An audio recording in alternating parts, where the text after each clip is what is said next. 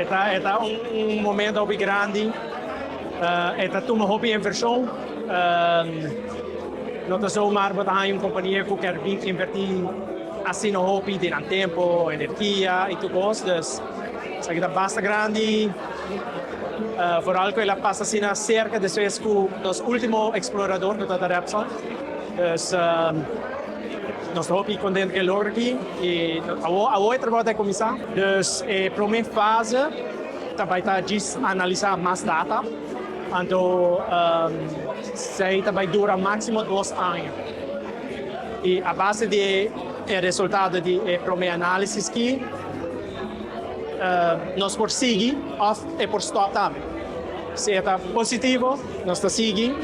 Daí, a seguinte fase que dura máximo 3 anos.